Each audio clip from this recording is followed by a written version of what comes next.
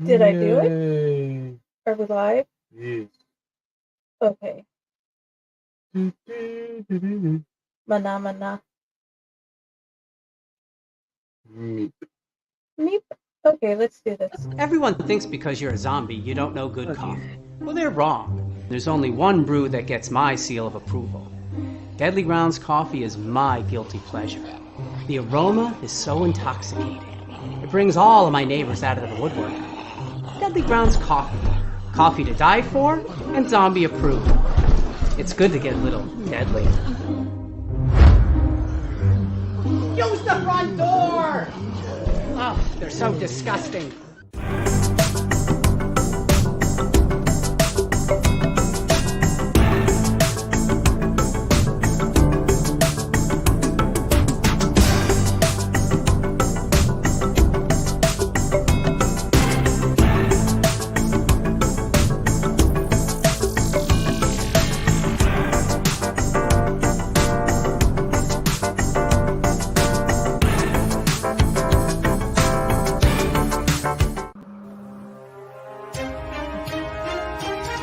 The Dorkening and all affiliated shows are not intended for anyone under the age of 18.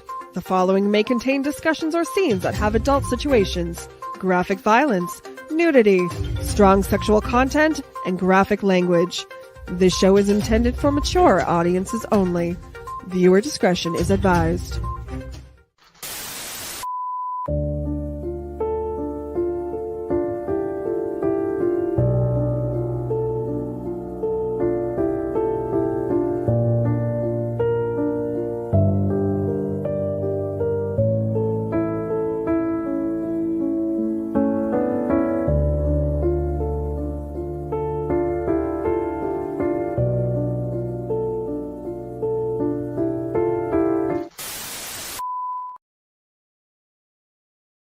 Okay. Hello, my lovelies. Welcome back to another episode of Corpse Garden Chronicles. And I am your host, Friday, and with me I have Chaos. Hello. Like usual, for the story times, we're doing a no face show because you see our faces on all the other shows. It's sometimes nice to not have to stare at the person while they're reading to you. Sometimes you like it, sometimes you don't. I just wanted to show these pretty little thingies that I made because honestly, I really like this one and this one. I think I like this one more. You just said that because the cat. Dude, Go ghost cat. what are the other three ghosts doing in both of them? Have you noticed? Yeah. So either way, they're all in cemeteries. They're all ghosts. And two of them have books. One of them have coffee, and then the ghost cat. Either way, back on topic. Have you guys checked out the different things your community is doing for Halloween? Ours are starting to get kicked off for the next 2 Saturdays and Halloween. There are going to be different things like a carnival. There's going to be trick-or-treating. There's going to be different crafts, and there's going to be a concert, all types of stuff. For us, we're trying to do the more kid-friendly route because we got 3 little monsters. We are going to have a warden. We're going to have Princess Peach, and then Farina, the goddess of justice. Those are our monsters now. And they'll figure out who they want to be later. They keep changing it on us.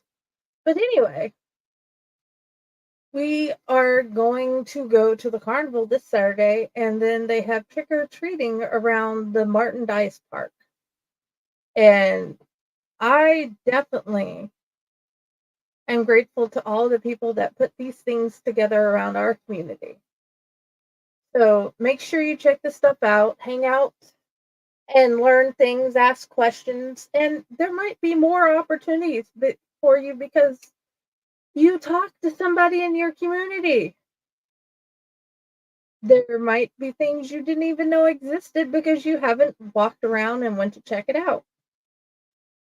And I know there are 1.5 million things still that I don't know about my area. And have you learned anything new about the area you lived in over the past year? Most of the stuff I've learned is stuff I've already known, or just new stores that have popped up in the past about 25, 26 years. Okay. So, have you 26 years ago, did you ever go to the Jasper Carnival? Mostly did the carnivals here in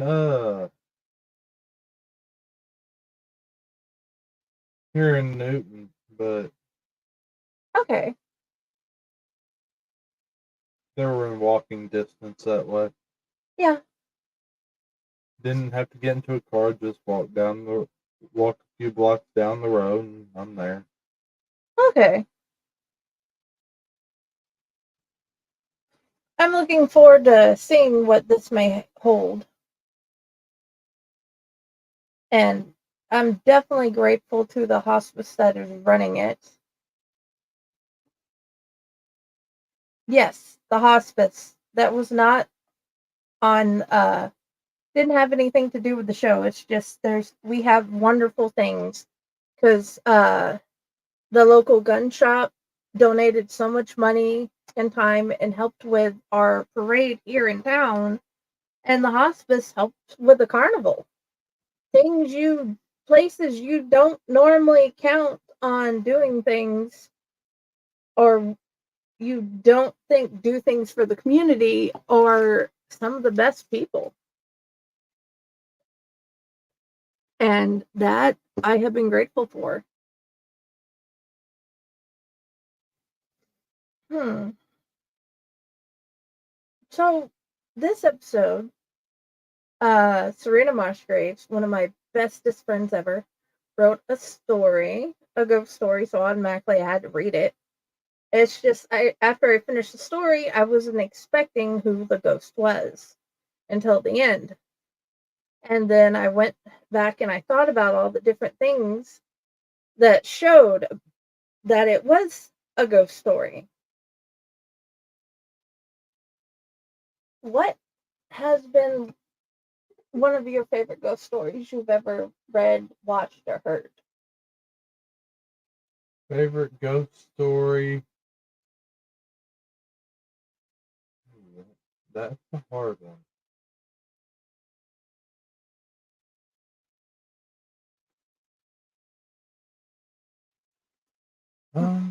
Mine has got to be the one about that Hans Holster had put in his book about the Tyler area here. There was this one house.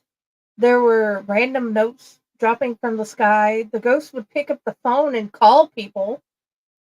And then sometimes they'd just get really weird or mad and spray bug poison through the vent. It's odd. I think that one has been one of my favorite ones I've read.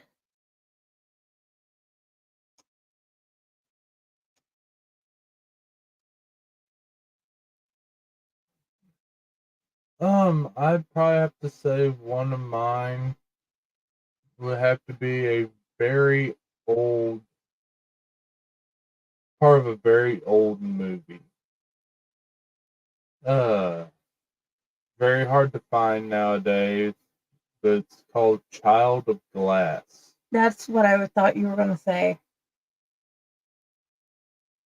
That one was really good. I really enjoyed that one.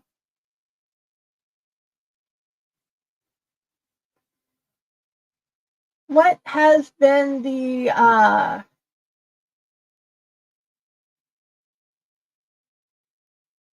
of all of them that you've read or watched, what has been the weirdest thing that popped up in a ghost story you didn't expect?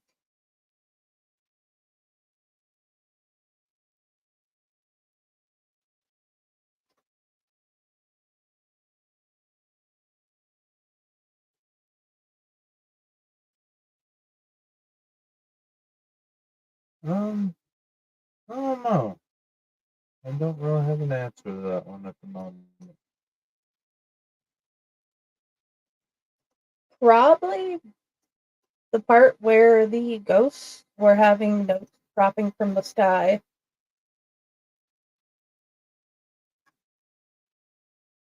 That would be most definitely one of the weirdest things. At some point, we should probably see if we can get people to come on and tell the real ghost stories that happened to them. That would be cool. Yeah.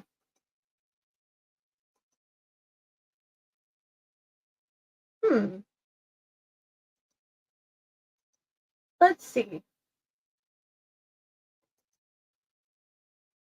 How about we go ahead and do this thing early and get out of the way, because I always forget it. And then I'm going to read the story and then we'll continue talking afterwards. Sound good? Okay. Because, yeah, I will forget this thing and I don't know why.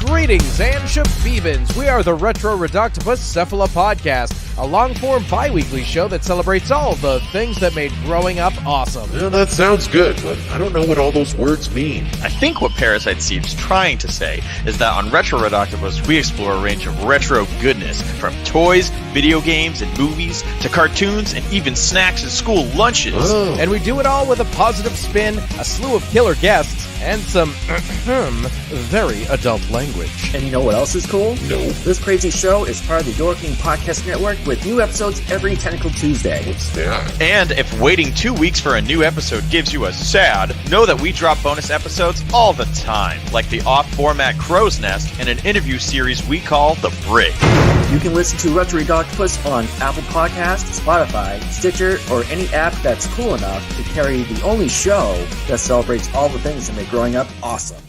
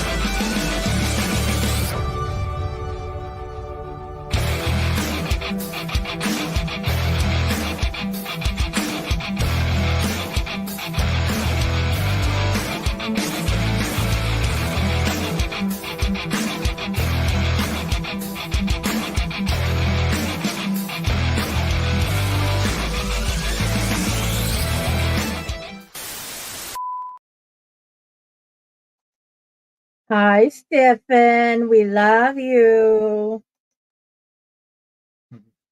Yes, Stephen is an awesome author. He's an awesome publisher and a wonderful friend. And he keeps giving us wonderful things. And we get to see him. All the good things. Now, without further ado, we're going to do Roommates by Serena Mossgraves. And then we are going to talk about it and some other random Halloween things. And yeah, I think this one. We'll do this one. Moving always started with new anxiety. The new apartment was so lovely. It was an old Victorian house converted into a duplex. It meant sharing the house with a neighbor, but the house had such a warm, welcoming feel. This made the concept less of a frightening aspect. My apartment was 2-story, 3-bedroom with a wraparound porch that was shared. The kitchen, a wonderful view of the river behind the house. The kitchen had a wonderful view of the river behind the house, and for the first time in a long time, I spent I spent time doing something other than sleeping. I knew I would be happy here, even if I wasn't sure what happy was. It was about 2 weeks after I moved in that I met the neighbor for the first time. He was tall and slightly scruffy, long red curls that reached past his shoulders, and the most beautiful emerald eyes I had ever seen. He was so soft spoken that I at first was sure that he was going to be a figment of my imagination. Too good to be true, and all the other cliches. So we started to meet on the porch for coffee. I expected him to rush me into something that I was not ready for, and I was ready to shut it down. Instead, I found out he was willing to go along with just a friendship. His name was Griffin McNeely. Such an old fashioned name, yet it suited him. He did nothing to make me feel uncomfortable. It got to where I would hurry through my chores so I could get to the time when I would see him. It began to lift my spirits a bit to just have his company.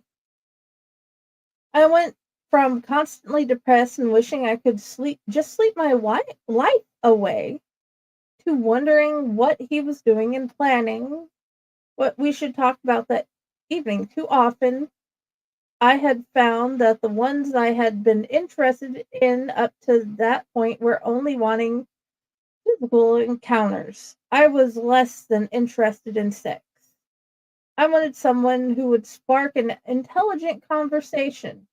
Griffin in, Griffin seemed willing to indulge. He would order the most delicious food, then apologize for not cooking it. I was so tickled when he admitted he was likely to burn water. I saw it as him showing me he had flaws, something that most hide. For me, it stood out as a lovely change against the normal. Our time together stretched into months when I could relax and be myself.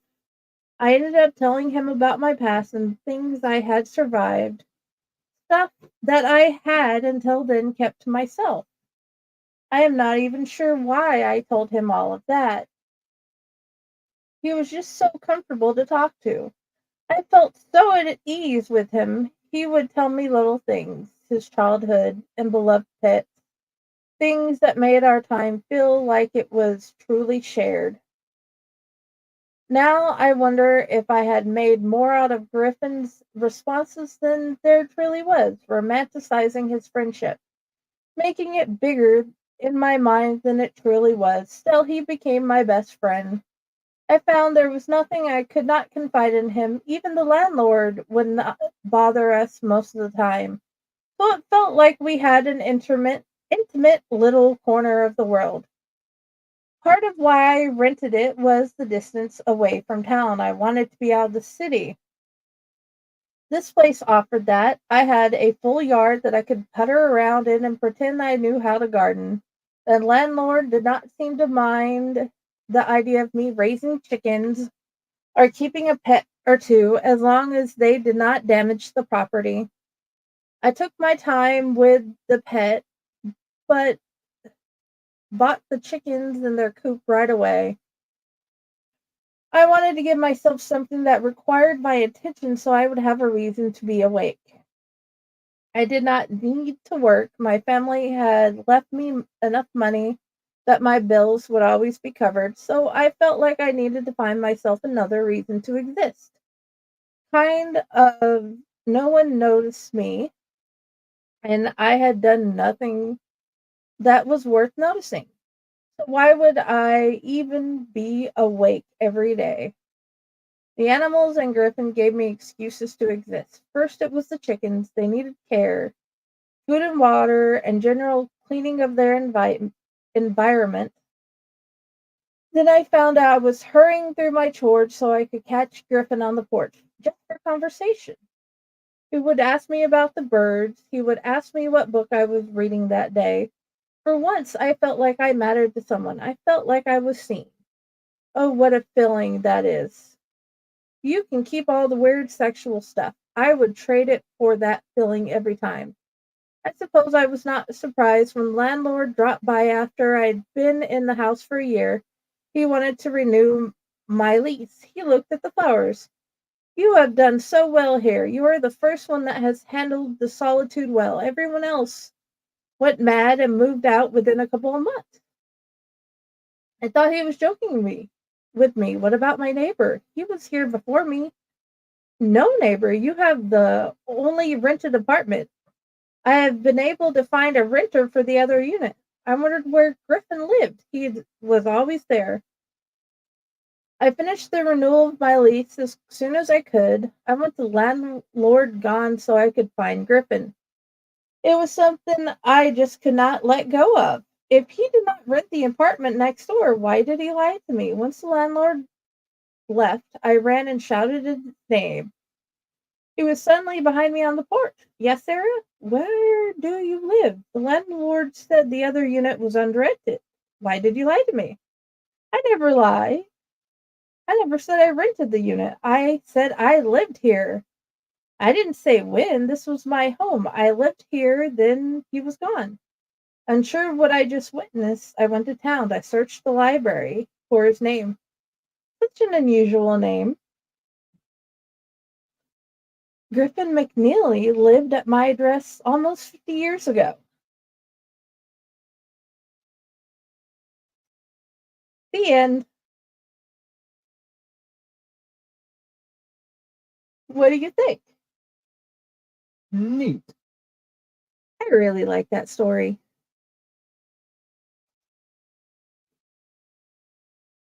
It's such a fun story, and the ending is great, unexpected, and beautiful. It is definitely one of my favorite ones that she has ever written. And I can't wait to see the next one she writes.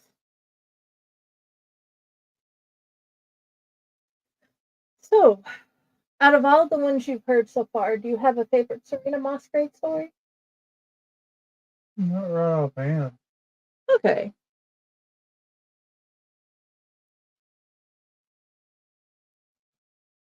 I have found that I officially have 3 versions of Harvey because the one in the anthology, the one she read, and the one she put in her collection of stories, Apocalypse Anthonum, all start a bit different, each and every one. And that has always been a fun thing. Like when you notice each of Raz's stories change between previous publications when they're read and the ones they have that he published in his Chronicles of Riverside Chronicles, whichever way it's supposed to go. Yeah.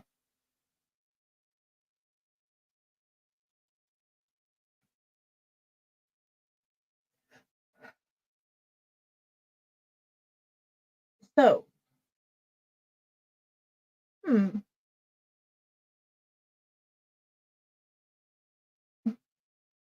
what is your favorite ghost story that I have written?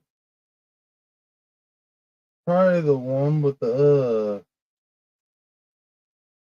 girls in the train. Yeah, that one was kind of unexpected.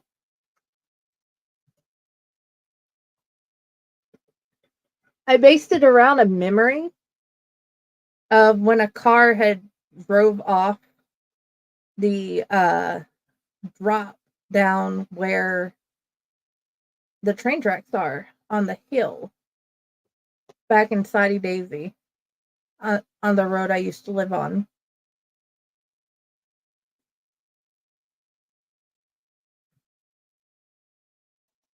Okay.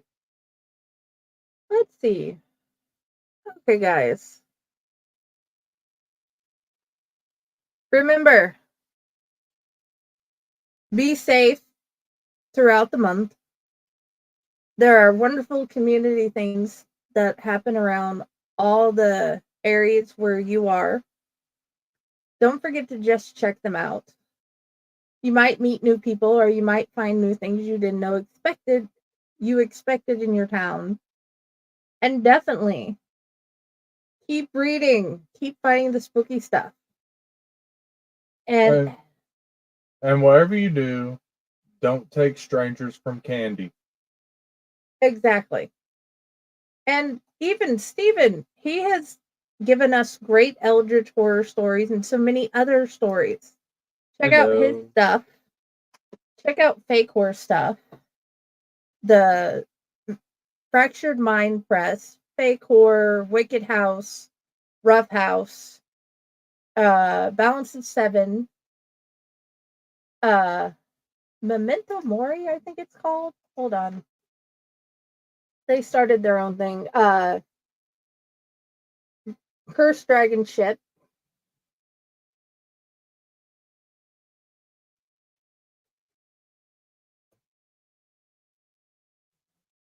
Let me make sure I am telling you the correct name.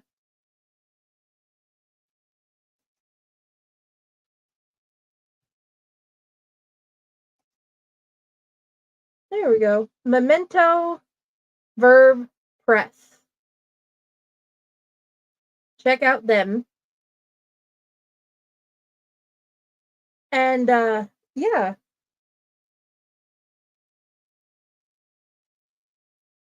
I think that's all the major places we have read and worked with recently. Thank you all for coming. And I hope you guys have a wonderful night.